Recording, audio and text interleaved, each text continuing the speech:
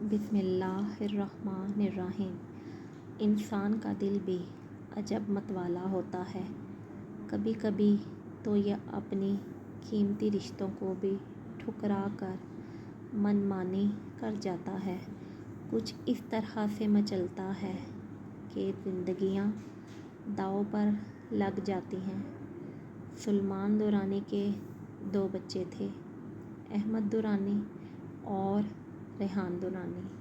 جب احمد 20 سال اور ریحان 19 کا ہوا تو ان کی اہلیہ فرزانہ صاحبہ انتقال کر گئی۔ اس لیے انہوں نے اپنے بچوں کی شادی جلد ہی کر دی۔ بچوں کی شادی کے 2 سال بعد سلیمان صاحب بھی وفات پا گئے تھے۔ دونوں بھائی صاحب حیثیت تھے اور الگ الگ گھروں میں رہتے تھے۔ احمد کو خدا نے ایک بیٹی زینب اور ایک بیٹا ایان عطا فرمایا، جبکہ ریحان کے 3 بچے تھے، عشر، وجاہت اور منہا۔ منہا کا رشتہ ایان سے طے تھا۔ عشر چونکہ گھر میں بڑا تھا، اس لیے اب سارے اس کی شادی کرنا چاہتے تھے۔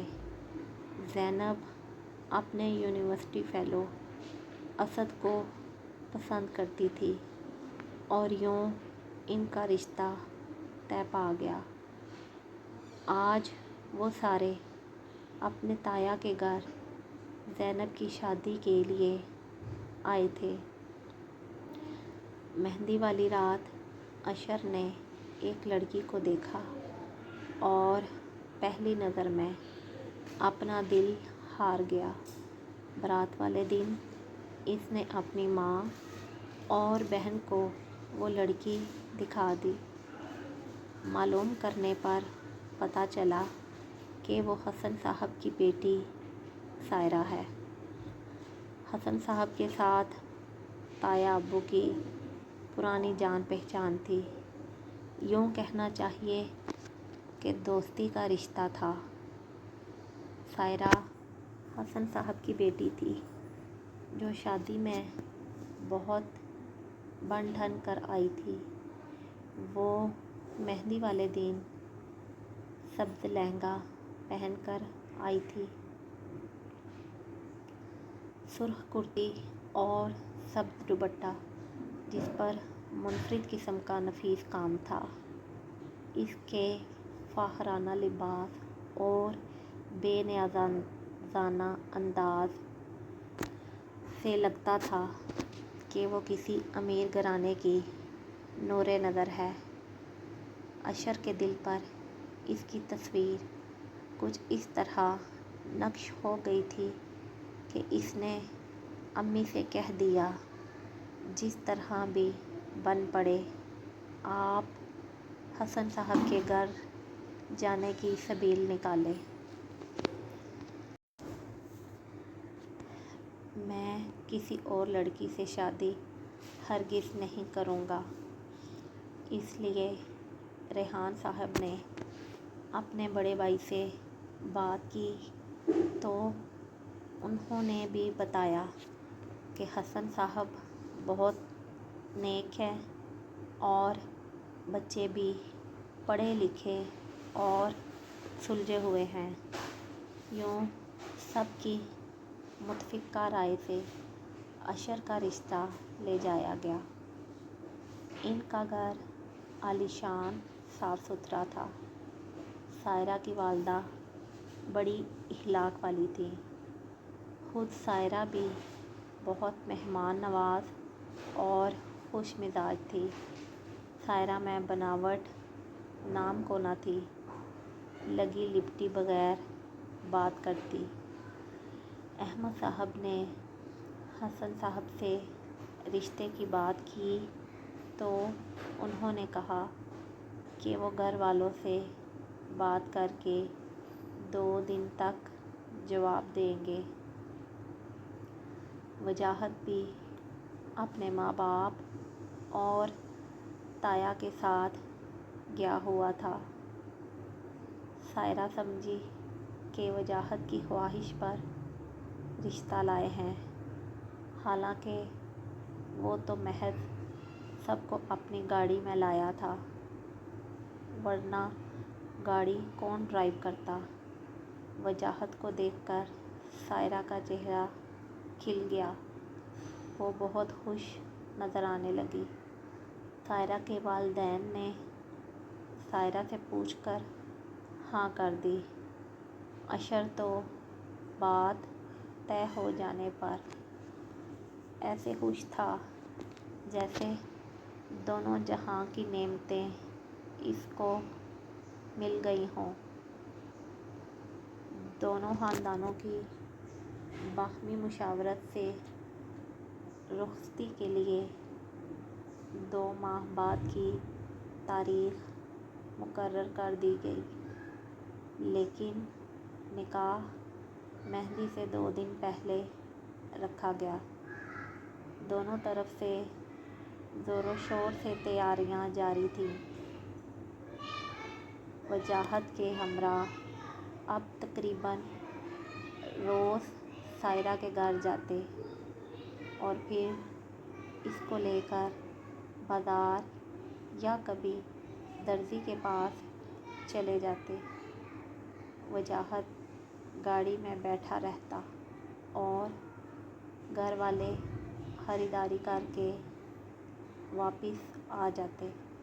منہا سائرہ سے خوب گپ شپ لگاتی، وجاہت بھی سائرہ سے کبھی گفتگو کر لیتا تھا۔ سائرہ کے گھر والوں نے بھی کبھی اشر کا نام نہ لیا۔ وہ اکثر ہی یہ بات کہتے کہ لڑکا اچھا ہے، سلجھا ہوا ہے اور نیک ہے۔ جس دن نکاح ہونا تھا تو سائرہ کو تیار کر کے صوفے پر بٹھایا گیا۔ سائرہ یہی سمجھتی رہی کہ اس کا نکاح وجاہت سے ہو رہا ہے۔ نکاح والے دن اشر جب دلہا بنا اپنی ہونے والی دلہن کے گھر گیا تو بڑی عزت و احترام سے سائرہ کے گھر والوں نے اس کا احترام کیا۔ سائرہ کے بھائی بھی ان کو گھیرے میں لے کر ہال میں چلے گئے، جہاں ان کے کچھ رشتہ دار اور مولوی صاحب موجود تھے۔ سائرہ مگر حیران تھی کہ وجاہت تو کبھی اندر کبھی باہر آ جا رہا ہے، یہ لوگ کس کو دلہا کہہ رہے ہیں اور اتنی اہمیت دے رہے ہیں۔ وہ ابھی اسی شش و پنج میں تھی کہ مولوی صاحب نکاح پڑھانے کے لیے آ گئے۔ جب انہوں نے نکاح کے لیے سائرہ سے پوچھا کہ سائرہ بنت محمد حسن، آپ کا نکاح محمد اشر بن ریحان سے سکہ رائج الوقت 10 لاکھ روپے حق مہر کے کیا جاتا ہے، کیا آپ کو یہ نکاح قبول ہے؟ وجاہت کی بجائے اشر کا نام سن کر اسے اپنی سماعت پر یقین نہ آیا۔ جب وہ کچھ دیر تک کچھ نہ بولی تو مولوی صاحب نے دوبارہ کلمات دہرائے تو حسن صاحب نے سائرہ کے سر پر ہاتھ رکھا اور بولے، بیٹا مولوی صاحب کو جواب دو۔ تو اس نے باپ کی عزت کی خاطر قبول ہے بول دیا۔ اسی طرح 3 بار قبول کر کے اس نے اپنا آپ اشر کے نام کر دیا۔ وہ صدمے میں رہ گئی۔ وہ اس طرح بے جان بیٹھی تھی کہ جیسے ابھی ابھی اس کی روح جسم سے پرواز کر گئی ہو۔ جب دونوں کو ساتھ بٹھایا گیا اور فوٹو شوٹ ہوا تب بھی سائرہ بجھی ہوئی تھی۔ جب مہمان چلے گئے تو بعد میں اس نے ماں باپ سے بہت جھگڑا کیا کہ آپ لوگوں نے مجھے پہلے اشر کا نام کیوں نہیں بتایا تھا، نکاح والے دن کیوں بتایا؟ وہ بولے تم نے شادی کے لیے ہاں کر دی تھی تو ہم نام کیا بتاتے؟ ہم کو تو یہ دھیان ہی نہ رہا کہ تمہارے سامنے لڑکے کا نام لیتے۔ بڑی عجیب سی بات ہو گئی تھی، ورنہ کسی نہ کسی کے منہ سے لڑکے کا نام نکل ہی جاتا ہے۔ گھر والوں نے سائرہ کو بہت سمجھایا۔ مہندی سے ایک دن پہلے جب وجاہت مہندی کا جوڑا اور سامان دینے گیا تو موقع ملتے ہی سائرہ نے وجاہت کو کہا کہ میں تمہیں پسند کرتی تھی، میں اشر کی دلہن نہیں بن سکتی، میں اس گھر میں کیسے رہ سکتی ہوں جہاں میں اپنی محبت کی بھابھی کہلواؤں۔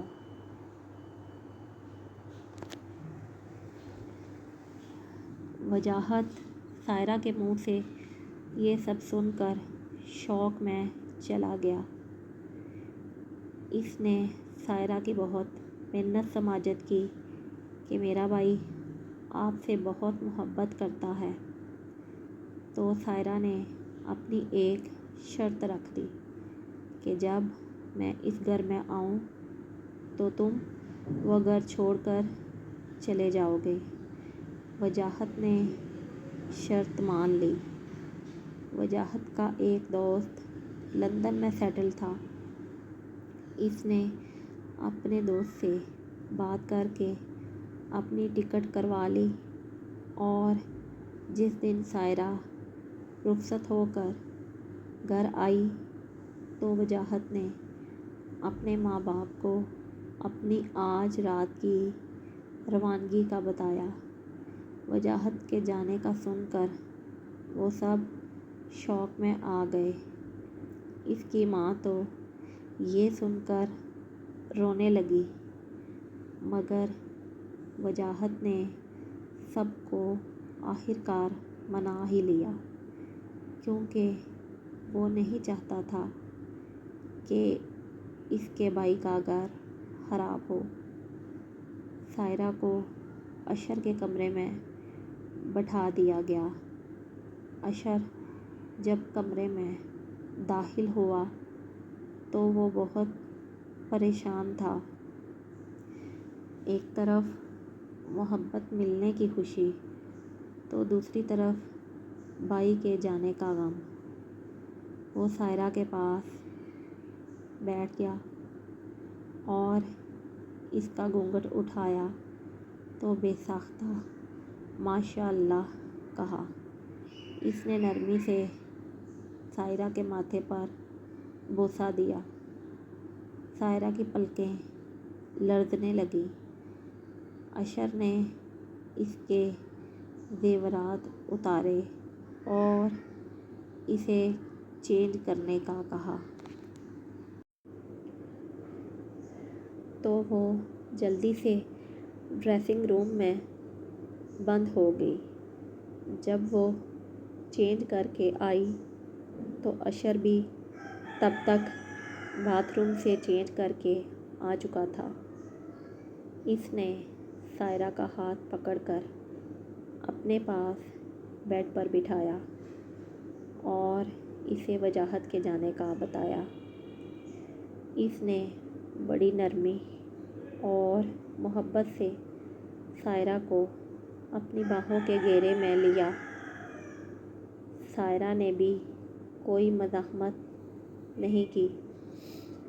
وہ اس کے ہونٹوں کو چومتے ہوئے اس کی دھڑکنوں پر قابض ہوا اور پھر آہستہ آہستہ سارے پردے گراتے ہوئے اس کی روح میں سمایا۔ دوسری طرف وجاہت نے لندن میں اپنے دوست کے فلیٹ میں رہائش اختیار کر لی اور نوکری سٹارٹ کر دی۔ وہ گھر میں فون پر بات بھی بہت کم کرتا تھا۔ ایک دن دفتر سے واپس آتے ہوئے راستے میں ایک بیکری میں گیا۔ اسے ناشتے کے لیے بریڈ لینے تھے۔ وہاں اس کی ملاقات مسکان سے ہوئی جو پاکستان سے تھی۔ وہ وہاں اسکالرشپ پر پڑھائی کرنے کے لیے آئی ہوئی تھی۔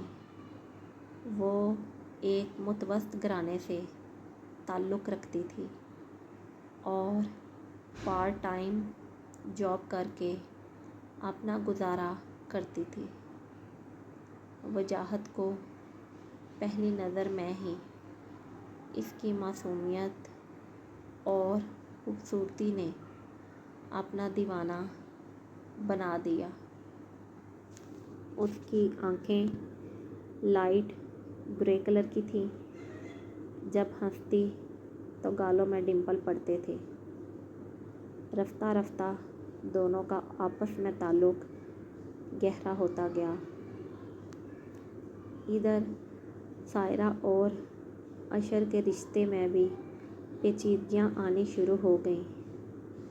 سائرہ چھوٹی چھوٹی بات پر اشر سے ناراض جاتی اور اشر منا منا کر تھک جاتا۔ سائرہ ابھی تک وجاہت کو دل سے نکال نہ سکی تھی۔ مسکان کی تعلیم مکمل ہونے میں صرف 3 ماہ رہ گئے تھے اور وجاہت اس کے بغیر رہنا نہیں چاہتا تھا۔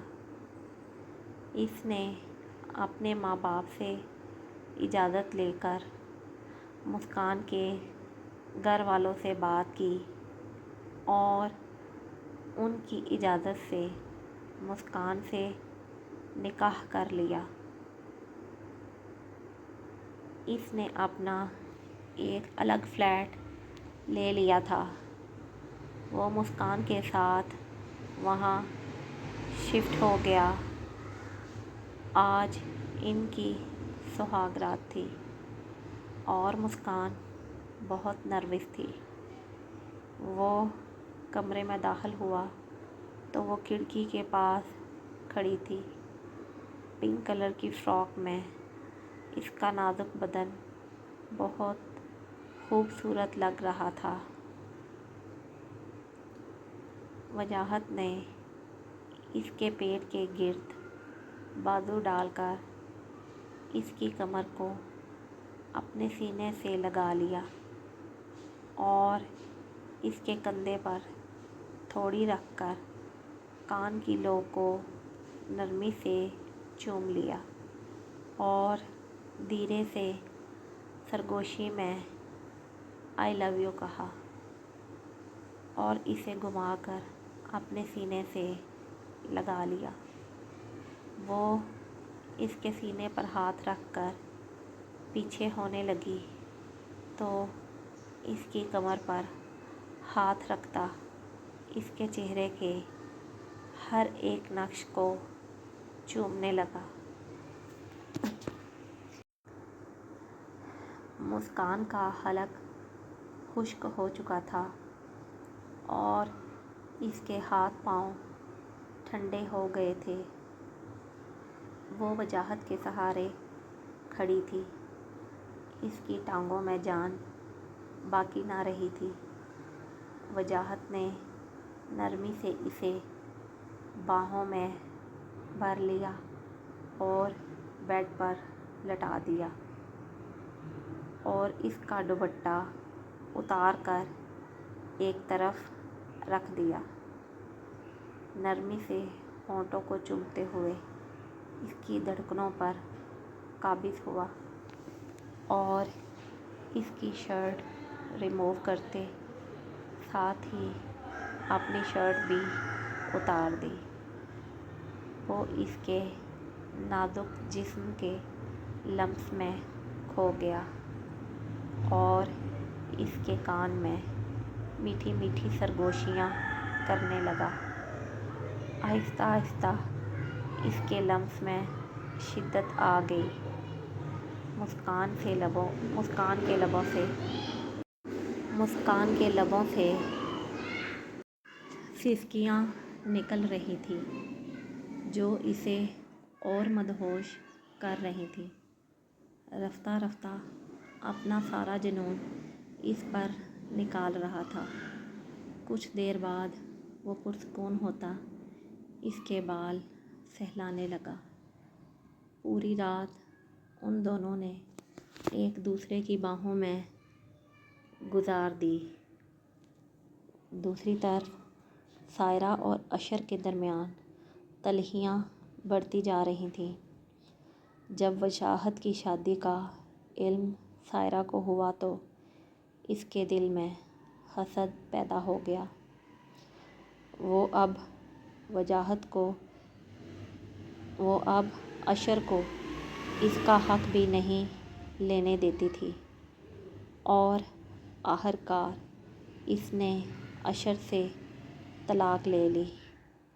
وجاہت کو جب اس بات کی خبر ملی تو اسے بہت دکھ ہوا کہ جس بھائی کی خوشی کی خاطر اس نے اپنے گھر والوں کو چھوڑ دیا، اس کا گھر پھر نہ بس سکا۔ وہ مسکان کو لے کر گھر واپس آ گیا۔ مسکان کے اعلیٰ اخلاق سے سب بہت متاثر ہوئے۔ شادی کے 6 ماہ بعد مسکان کی پریگننسی سے سارے گھر میں خوشی کی لہر دوڑ گئی۔ سب گھر والوں کے اصرار پر اشر کی دوبارہ شادی کر دی گئی۔ اس کی بیوی رخسار ایک نیک اور خوش اخلاق لڑکی تھی۔ اس نے اپنی محبت اور توجہ سے جلد ہی اشر کے دل میں مقام حاصل کر لیا۔ سائرہ نے اپنے مقدر پر راضی نہ ہو سکی۔ اس نے یہ نہ سوچا کہ رب نے اس کے مقدر میں جو لکھا تھا وہ اسے ملا، مگر وہ لا حاصل کو چاہتی رہی اور اپنا گھر بھی برباد کر لیا۔ آپ سب سے ریکویسٹ ہے کہ چینل کو سبسکرائب کر دیں اور ویڈیو کو لائک کر دیں۔